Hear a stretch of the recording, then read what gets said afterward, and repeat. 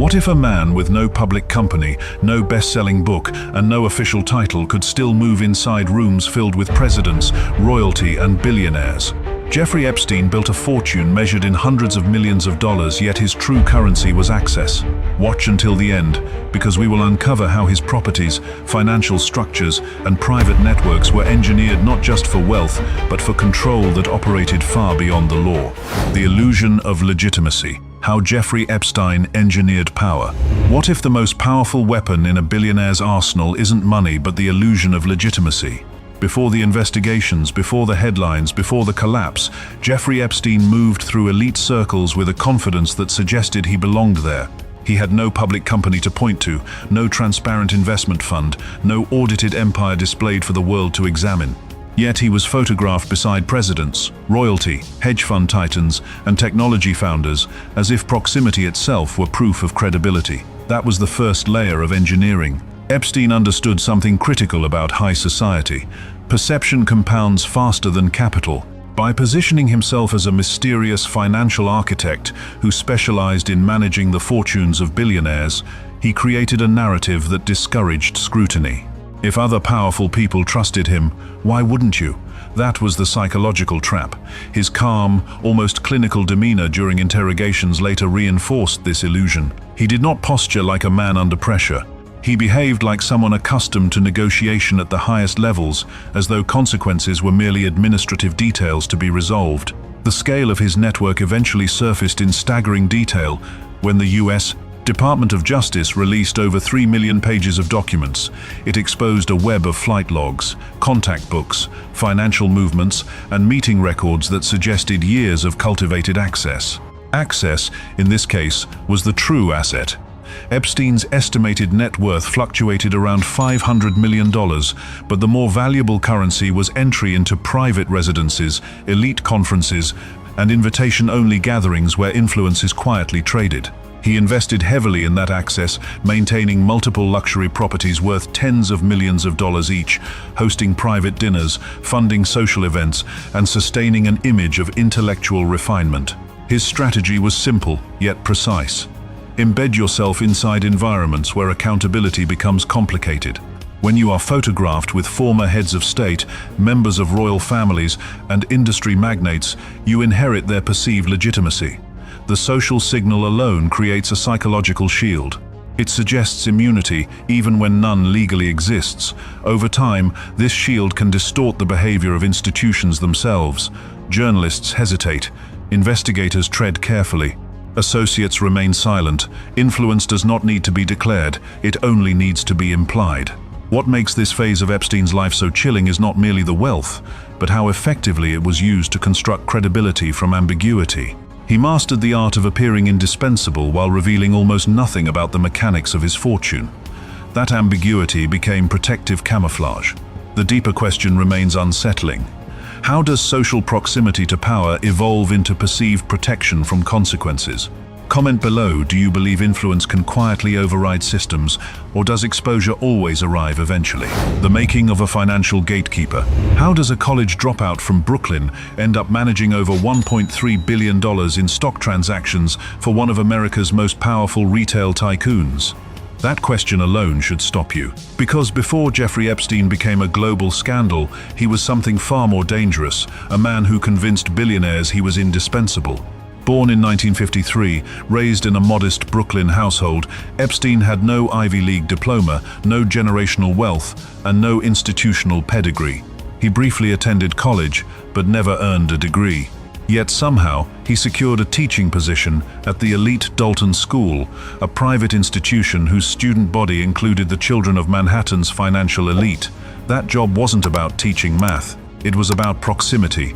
It gave him access to families who controlled capital far beyond his own reach. From there, he leveraged social connections to enter Bear Stearns, one of Wall Street's most powerful investment banks at the time. Despite background inconsistencies and internal doubts, he positioned himself as analytically sharp and socially useful.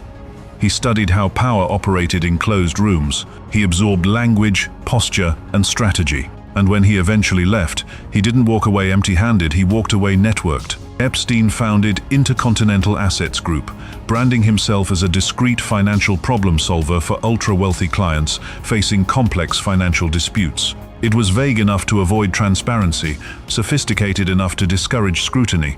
He wasn't selling performance, he was selling confidentiality. Then came his association with Towers Financial Corporation, later exposed as a massive Ponzi scheme. The company collapsed. Its leader, Stephen Hoffenberg, received a 20-year prison sentence. Epstein, however, was never charged. He described himself as a cooperating witness. Once again, he emerged untouched. Proximity to financial catastrophe without consequence became part of his reputation. The real power move arrived in 1986, when Epstein met Les Wexner, founder of The Limited and owner of Victoria's Secret. Over time, Epstein gained extraordinary control over Wexner's financial empire. Court records later showed involvement in transactions exceeding $1.3 billion in stock movements. That level of authority is rare, even among elite wealth managers. Years later, reports surfaced that approximately $46 million were missing from Wexner's accounts. No immediate lawsuit followed, no dramatic confrontation unfolded in public view. Instead, the relationship quietly dissolved. Silence once again replaced scandal. Epstein's true genius was not investment strategy, it was financial psychology. He understood that billionaires value three things above all else: discretion, leverage, and someone who appears irreplaceable. By embedding himself inside their private systems, he converted social validation into financial insulation. And once billionaires trusted him, that trust became capital. Not measured in returns, but in access. The real estate empire, architecture of isolation. Jeffrey Epstein did not build an empire in public, he built it behind walls. While the world focused on headlines and high-profile photographs, he was quietly assembling a portfolio of properties worth hundreds of millions of dollars, each one structured not as a home, but as a controlled environment. These weren't luxury residences, they were operational zones. His Palm Beach mansion, valued at tens of millions of dollars, sat inside one of the wealthiest coastal enclaves in America. From the street, it looked like another elite estate, but inside, the structure functioned differently. High perimeter walls blocked visibility, security cameras monitored movement, entry points were tightly controlled.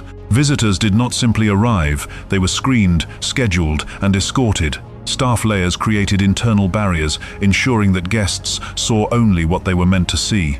In a neighborhood of billionaires, Epstein's property blended in, but its architecture prioritized containment over comfort. Then came the vertical fortress in Manhattan. His New York townhouse, reportedly one of the largest private residences in the city, stretched across multiple floors in a prime Upper East Side location. In a city defined by density, he created isolation. Controlled elevator access, curated interior spaces, and private meeting rooms allowed high-level conversations to occur without external visibility. Manhattan is a place where everything leaks. Epstein designed a space where nothing did. The scale shifted dramatically in the American Southwest. His 4,000-acre ranch in New Mexico wasn't about prestige, it was about geography. At that size, land itself becomes security. Long access roads limit unexpected arrivals. Vast terrain reduces outside oversight. On property of that magnitude, movement can be managed long before it becomes visible. The ranch cost tens of millions to acquire and maintain, but the value wasn't agricultural, it was strategic isolation. In the Caribbean, the insulation became even more literal. Epstein controlled 2 private islands in the US Virgin Islands, including Little St. James. Maintaining a private island costs millions annually: staff, transport, security, infrastructure, but an island offers something no mainland property can: water as a perimeter. Arrival requires boats or aircraft. Every guest is pre-coordinated, every departure is known. Islands are not just luxury assets, they are jurisdictional buffers. He extended this footprint internationally with a Paris apartment, embedding himself in Europe's diplomatic and financial circuits. Owning property in Paris signals more than taste. It signals cross-border mobility and access to a different legal and social ecosystem. Individually, each property represented wealth. Together, they formed a network: Palm Beach, Manhattan, New Mexico, the Caribbean, Paris, each location serving a distinct strategic purpose. Real estate became infrastructure, Infrastructure became insulation, and once insulation is strong enough, wealth doesn't just buy luxury. It buys silence. Recruitment and psychological control. Power does not explode overnight. It compounds quietly. By the time Jeffrey Epstein's name became public scandal, the infrastructure behind him had already been engineered with chilling precision. This was not chaos, it was calibration.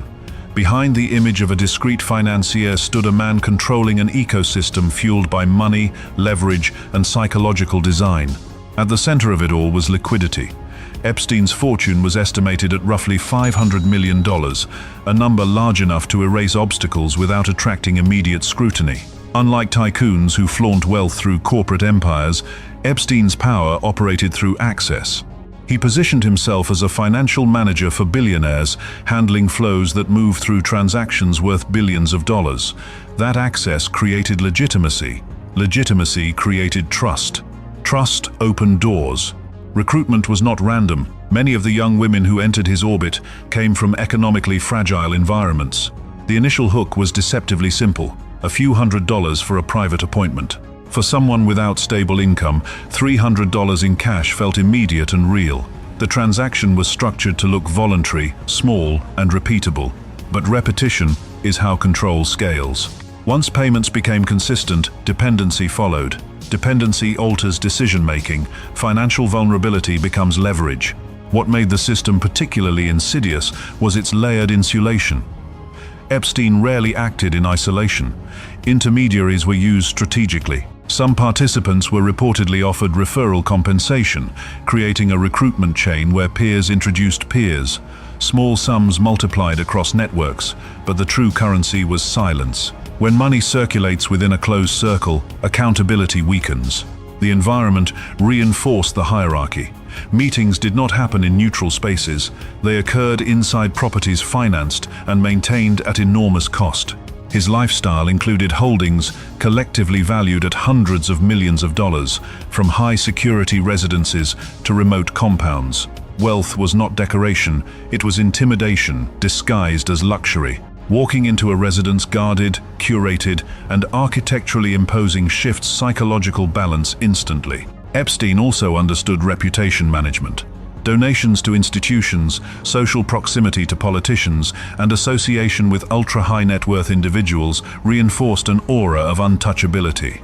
When someone moves comfortably around figures controlling trillions of dollars in global capital, the perception of immunity strengthens, and perception often matters more than proof. The mechanism was gradual. Financial incentive led to normalized interaction. Normalized interaction reduced resistance. Reduced resistance created compliance. Compliance sustained the structure. It was not brute force that sustained this system, it was controlled access, calibrated payments, and the strategic use of wealth to blur lines between opportunity and obligation. And once money stops being a reward and starts becoming a tool of silence, power no longer needs visibility to survive. Media suppression, legal engineering, and the 2008 plea deal. Scandals do not disappear by accident, they are negotiated away. By 2007, Jeffrey Epstein was no longer just a financier with elite connections, he was a legal crisis wrapped in influence. And what followed was not simply a court case, it was a masterclass in strategic defense architecture built with money, reputation, and access. As allegations intensified, Epstein assembled one of the most formidable legal teams money could buy.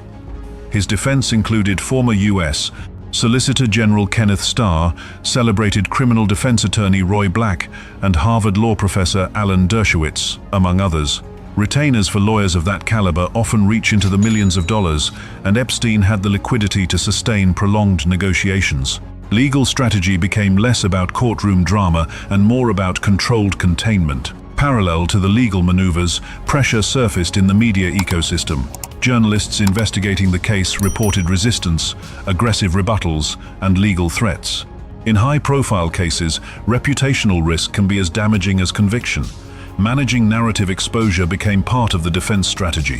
When financial resources are deep enough, public relations, private investigators, and legal counterpressure operate simultaneously. The objective is not immediate victory. It is delay, dilution, and exhaustion. The defining moment arrived in 2008. Instead of facing sweeping federal prosecution, Epstein entered into a controversial plea agreement. He pleaded guilty to state-level charges and received an 8-month sentence, much of which was served under highly structured release conditions. Reports later detailed that he was permitted extensive work release privileges, spending significant time outside detention facilities during the week. The contrast between the severity of accusations and the leniency of the sentence triggered national scrutiny. What made the agreement particularly contentious was the process. Federal prosecutors negotiated terms that effectively shielded Epstein from broader federal charges at the time. Years later, court findings would determine that victims were not properly informed of the agreement during negotiations, a decision that ignited legal and public backlash. Internal communications between defense counsel and federal authorities became focal points of controversy. Financial scale again played a quiet role. With a net worth estimated around $500 million, Epstein could fund aggressive defense, extended negotiations, and layered advisory teams without financial strain. Legal engineering at that level is expensive. It requires sustained capital and elite access. He had both. The 2008 outcome did not end the story. It deferred it. The plea deal became one of the most debated legal agreements in modern American history, not only because of its leniency, but because it exposed how influence, legal sophistication, and concentrated wealth can converge inside the justice system. And when justice appears negotiable, the real question shifts from guilt to structure: who holds leverage, and how far that leverage truly extends. Collapse, arrest, and the unanswered questions. A system built on silence rarely collapses quietly. By 2018, the protective architecture that had shielded Jeffrey Epstein for years began to fracture under renewed investigative pressure. Detailed reporting revisited the controversial plea agreement, exposing procedural irregularities and reigniting public scrutiny. What once felt sealed in legal finality was suddenly reopened, and with it came questions far larger than one individual. The case was no longer confined to past negotiations. It was now about systemic accountability. In July 2019, Epstein was arrested on federal charges tied to alleged trafficking activities. This time, the scale of enforcement was unmistakable. Federal agents executed coordinated searches, including a high-profile operation at his Manhattan residence. Investigators reportedly seized extensive digital storage devices, hard drives, contact logs, photographs, and electronic media. The volume of material recovered suggested years of documentation. Evidence of that magnitude requires forensic analysis teams, digital mapping, and months of processing. When law enforcement removes that much data from a private residence, it signals a shift from negotiation to exposure. Additional discoveries intensified concern. Authorities reported finding multiple passports in Epstein's possession, including one allegedly bearing an alternative identity and foreign stamps. Possession of several travel documents raises immediate flight risk implications, especially for someone with international real estate ties and global financial access. With a fortune estimated near $500 million, mobility would not have been a logistical challenge. Liquidity at that level allows rapid relocation, private charter access, and cross-border maneuvering.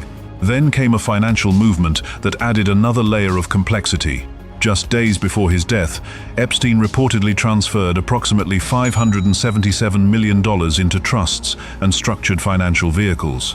Asset transfers of that size are not casual transactions. They involve estate planning attorneys, financial advisors, and layered documentation.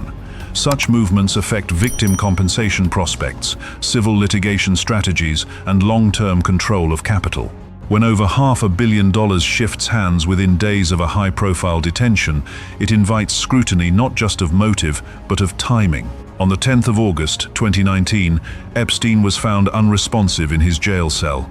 Authorities ruled the death a suicide. However, reported camera malfunctions, guard irregularities, and procedural lapses quickly fueled skepticism. Incarcerated high-profile defendants are typically monitored under strict observation protocols. Failures in surveillance and staffing triggered public doubt and forensic debate.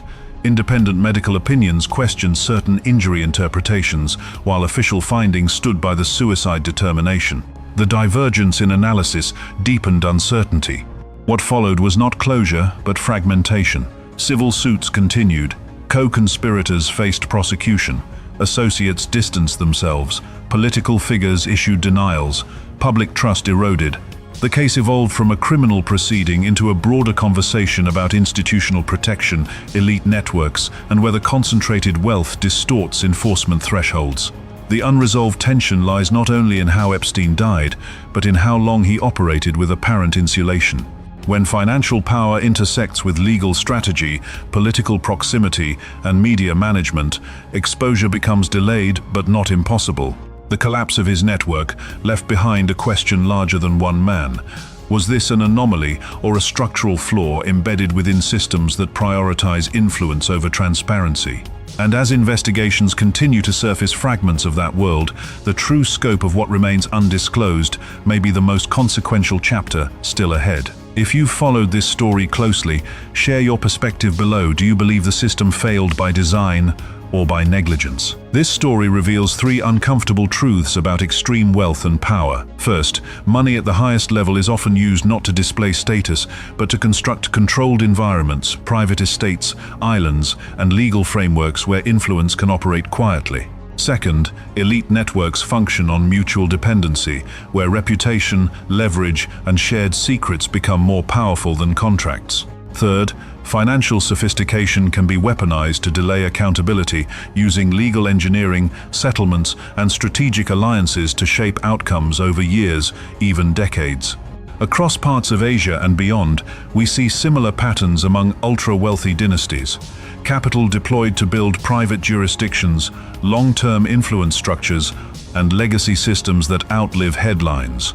Wealth becomes architecture designed for protection, continuity, and insulation. If this level of analysis helps you understand how power truly operates, consider liking and subscribing to the channel. In Part 2, we will examine the hidden transportation networks, offshore structures, and elite meeting circles that connect the world's most powerful figures behind closed doors.